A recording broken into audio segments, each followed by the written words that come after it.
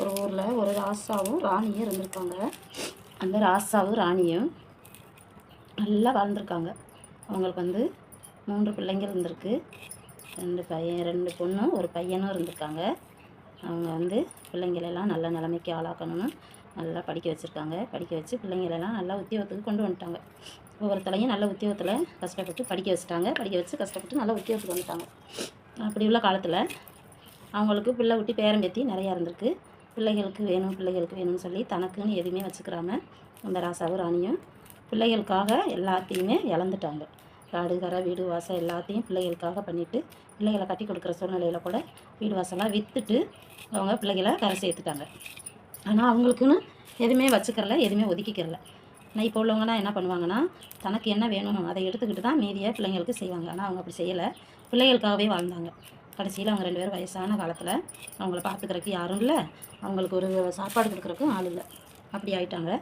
ஆனால் அப்படி சூழ்நிலையில் கூட தன்னோட பேத்தியோ மக பிள்ளைக்கு பிறந்த நாள் வந்திருக்கு. அவங்க கையில் காசு இல்லை. அவங்க ஃபங்க்ஷனுக்கு போகணும் அப்படின்றதுக்காக வீட்டுக்காரர் கேட்டிருக்காங்க. வீட்டுக்காரர் என் கையில் காசு இல்லை, ஏன்னா அவங்களால உழைக்க முடியல, இல்லை உழைச்சா காசு இருக்கும், அவங்களால உழைக்க முடியல, என் கையில் காசு இல்லைன்னு சொல்லி அவர் என்னால் வர முடியலைன்னு சொல்லிட்டாரு. ஆனால் அந்த அம்மா வந்து தன் பேத்திங்கிற ஒரு பாசத்தில் ஒன்றா சிறு சேமிப்பு சேர்த்து வச்சுருந்த காசை ஒரு 200 100 எடுத்துக்கிட்டு அவங்களோட ஃபங்க்ஷனுக்காக போயிருக்காங்க. அந்த ஃபங்க்ஷனில் அவங்க நிறைய திங்ஸ் எல்லாம் சாப்பாடுலாம் விதவிதமாக செஞ்சு எல்லாம் மக்கள் சாப்பிட்றாங்க. ஆனால் ராஜா வீடு எப்படி சமைப்பாங்க, நல்லா சமைப்பாங்கல்ல. ஆனால் அவங்களுக்கு அவங்களோட அம்மாவை பார்த்து சாப்பிடுங்கன்னு சொல்கிறதுக்கு யாருமே கிடையாது. அவங்க சாப்பிடவும் இல்லை. தன் பேத்தியை அந்த கூட்டத்தில் தன் பேத்தியை மட்டும் பார்த்து கட்டி அணைச்சி மொத்தம் கொடுத்துட்டு அவங்க கையில் இருந்த காசை கொடுத்துட்டு சந்தோஷமாக வந்துட்டாங்க. வரும்போது தன் கணவர் கேட்பார் இல்லையா, எங்கே போனேன் என்ன செஞ்சேன்னு கேட்கும்போது தன் கணவருக்காக என்ன பண்ணுவோம் அப்படின்னு சொல்லி பஸ்ஸுக்கு வச்சுருந்த காசை கூட அந்த அம்மா வந்து என்ன பண்ணியிருக்காங்கன்னா, தன் கணவருக்காக ஹோட்டலில் சாப்பாடு வாங்கிக்கிட்டு அவங்க பொண்ணு கொடுத்தாங்க அப்படின்னு சொல்கிறதுக்காக ஹோட்டலில் சாப்பாடு வாங்கிக்கிட்டு அவங்க வீட்டுக்கு நடந்து போயிருக்காங்க. அப்போ பஸ்ஸு கூட இல்லாமல் நடந்து அவங்க வீட்டுக்கு போயிருக்காங்க. அப்படி போகையில் அவங்க வீட்டுக்காரர் உட்காந்துருந்துருக்காரு. போனதுமே வாங்க ஃபங்க்ஷன் நல்லபடியாக முடிஞ்சிருச்சுங்க, ஃபங்க்ஷன் நல்லா இருந்துச்சு, நீட்டாக அட்டன் பண்ணி சாப்பிட்டேன், உங்களுக்கும் சாப்பாடு கொடுத்தாங்க சாப்பிடுங்கன்னு சொல்லி அந்த சாப்பாடை வந்து அவங்களுக்கு கொடுக்குறாங்க. அப்போ அவர் என்ன நினைக்கிறாருன்னா, தன் மனைவி சந்தோஷமாக சாப்பிட்டு வந்திருப்பாளா இல்லை சாப்பிடாமல் வந்திருப்பாளா அப்படிங்கிறது தன் கணவருக்கு தெரியும் இல்லையா.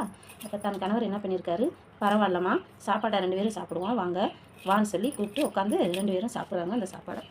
அப்போ அந்த சாப்பாடை வந்து எடுத்து கணவர் வந்து தன் மனைவிக்கு ஊட்டி விடுறாரு. அப்போ ஒரு கேள்வி கேட்குறாரு, இந்த சாப்பாடு உன் பொண்ணு கொடுத்து அனுப்பிச்சாலா இல்லை நீ ஹோட்டலில் வாங்கிட்டு வந்தியா எனக்காக அப்படின்னு சொல்லி கேட்குறாரு. அந்த ஒரு வார்த்தை கேட்டவுடனேயே அந்த அம்மா என்ன ஆகிட்டாங்கன்னா, தன்னோட அந்த அவங்களோட எப்படி சொல்கிறதுனா தன்னோட எல்லாத்தையும் இழந்துட்டாங்க. அந்த ஒரு வார்த்தையிலேயே அவங்க வந்து பகுதியை செத்துட்டாங்கன்னு சொல்லுவாங்க பார்த்தீங்களா, அந்த மாதிரி பகுதி உயிர் போயிடுச்சு. ஆனால் அந்த சாப்பாடை 2 பேரும் அழுதுகிட்டே, யார் இருந்தாலும் இல்லாட்டியும் வயசான காலத்தில் உனக்கு நான் இருக்கேன் துணையா, நீ எதுக்கு அழுகிற அப்படின்னு சொல்லி, பெத்த பிள்ளைங்களெல்லாம் நினைக்காத, நான் உனக்கு இருக்கேன்னு சொல்லி அவங்க வீட்டுக்காரரு தன் மனைவியை கட்டி பிடிச்சி அழுதுகிட்டே அந்த சாப்பாடை சாப்பிட்றாங்க. அந்த சாப்பாடை சாப்பிட்டோன்னே அந்த அம்மா என்ன ஆகிறாங்கன்னா, தன் கணவரோட தோளில் சாஞ்சு மெதுவாக கீழே சாயிறாங்க. அப்போ தன் கணவர் என்ன சொல்கிறாரு, எதுக்கும் நீ கவலைப்படாத, உனக்கு நான் இருக்கேன் அப்படின்னு சொல்லி தன் மனைவியை தோளோடு அணைச்சி தட்டி கொடுக்குறாரு. ஆனால் அந்த அம்மா வந்து மயக்கத்தில் விழுகலை. அந்த அம்மா அந்த வார்த்தையிலே என்ன பண்ணிட்டாங்கன்னா, தன்னோட உசுரவே விட்டுட்டாங்க. தன்னோட உசுரே போயிடுச்சு. அந்த அம்மாவோட உசுறு போனோடனே அந்த அம்மா அந்த கணவரை நினைக்கல பார்த்தீங்களா. ஆனால் கணவர் வந்து நம்ம மனைவிக்காக நம்ம இருக்கோம் அப்படின்னு நினச்சாரு. ஆனால் அந்த அம்மா வந்து கணவருக்காக அல்ல. யாராக இருந்தாலும் கடவுள் வந்து 2 பேர்த்தையும் ஒரே நேரத்தில் கொண்டு போகிறது ரொம்ப கஷ்டம். அந்த மாதிரி வாழ்க்கையெல்லாம் கொடுத்து வைக்காது.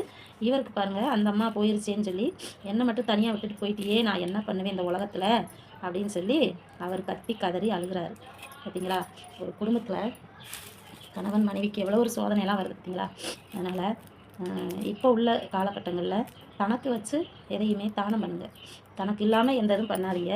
இந்த மாதிரி ஏகப்பட்ட குடும்பத்தில் வந்து கஷ்டப்படுறாங்க, ஏகப்பட்ட குடும்பம் இந்த மாதிரி கஷ்டப்பட்டுக்கிட்டு இருக்குது பார்த்தீங்களா. இந்த கதை உங்களுக்கு பிடிச்சிருக்கா? இந்த கதை பிடிச்சிருந்தா சப்ஸ்கிரைப் கொடுங்க, லைக் கொடுங்க, ஷேர் கொடுங்க, கமெண்ட் கொடுங்க. நன்றி, வணக்கம்.